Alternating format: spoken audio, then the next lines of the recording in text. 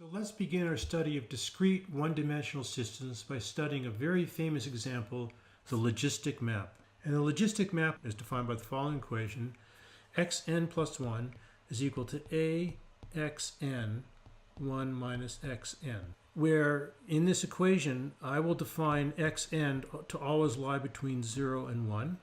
And in order to ensure that that happens, we have to make the restriction that a is between 0 and 4. So the first condition basically is saying that we're measuring the xn in units such that xn equals 1 is the largest it can possibly be. So this is basically a normalization convention. And this condition ensures that xn remains in the interval 0 to 1. So what is this logistic map all about? This can be thought of as a very simple model for non-overlapping populations that evolve by birth and by competition. So let's imagine that we have a population of bugs that comes out in the springtime, and xn will refer to the number of bugs that are out there. And if the density or if the number of bugs is not very high and they're out in the forest where there's lots of trees and lots of leaves to eat, then they spend the summer gorging themselves and getting fat. And before the fall comes, there's lots of bugs and they're all fat and they lay millions of eggs, each of them. And then winter comes, the bugs die. And then the number of bugs in the next generation or in the next spring is just a function of how many bugs laid eggs in the previous generation.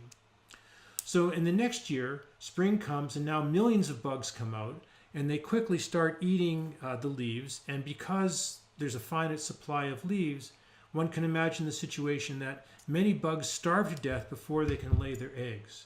And when fall comes and they want to lay their eggs, not many bugs are left alive to lay their eggs.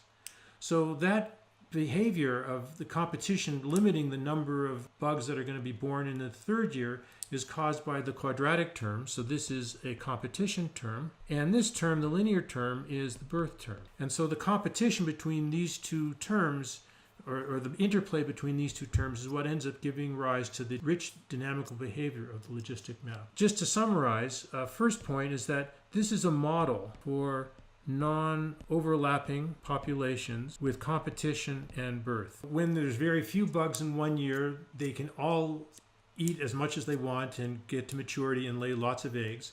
But when a population is very large, they may overwhelm the resources, and the number of bugs that are laying eggs to give birth to the population in the next generation could be a lot smaller. So it's not obvious just by looking at this equation what is the resulting dynamical behavior. The other point about this model is that it's a very, and let's emphasize very, simple nonlinear model in which we can analyze many of its dynamical behaviors in great detail. What we want to do now is that we want to study the dynamics as a function of the one control parameter in the model, which is A. What happens when A is small? What happens when A is large? Now, before we get to that, I just want to mention one important point, which is kind of emphasizing what we saw in the previous slide, and that is that this 1D discrete map, and now I'm using the word map for nonlinear function, it means the same thing. And another important point to mention is that what we're going to do is we're going to basically iterate this map. We'll start with some initial population x0, we generate x1, then we generate x2 by plugging it back into this equation, then x3. So we're taking the map and iterating it. And so in distinction to continuous systems where we're integrating a differential equation, here we're iterating a map. And the point is that this 1D discrete map is equivalent to an infinite dimensional continuum system.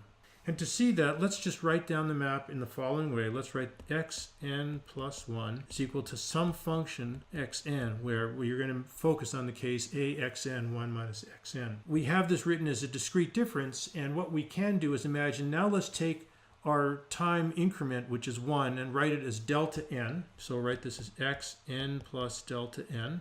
And then let's write a Taylor series expansion for this. So this would be equal to xn plus delta n x n dot plus delta n squared over 2 x double dot plus delta n cubed over 3 factorial x triple dot plus dot dot dot dot. And on the right hand side we have equals f of xn. So the point is that this one-dimensional discrete system can be thought of as a differential equation of infinite order. And in the very first lecture I mentioned that when you have a second order system like a Hamiltonian system, it can be written as two first-order equations. Similarly, a third-order differential equation can be written as three first-order equations.